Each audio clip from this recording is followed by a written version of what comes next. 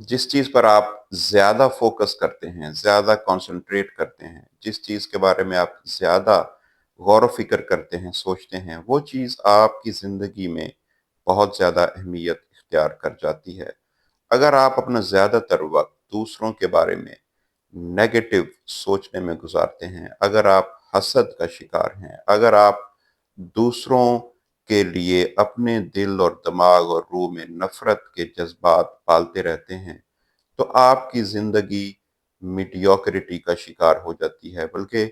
زوال کا شکار ہو جاتی ہے۔ آپ بڑی تلخ سی زندگی خود بھی گزار رہے ہوتے ہیں۔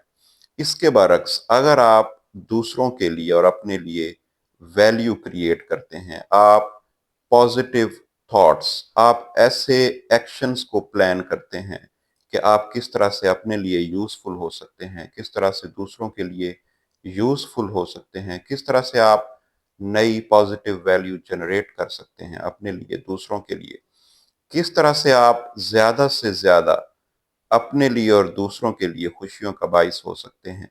ریسورسز زیادہ سے زیادہ جنریٹ کر سکتے ہیں اپنے لیے اور دوسروں کے لیے،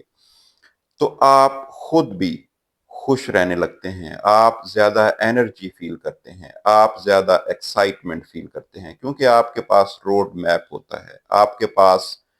پلان ہوتا ہے، آپ کے پاس ایکٹ کرنے کے لیے ایکشن ہوتا ہے، پلان آف ایکشن آپ رکھتے ہیں، تو آپ خود بھی ایکسائٹمنٹ آپ فیل کرتے ہیں، آپ انرجی فیل کرتے ہیں۔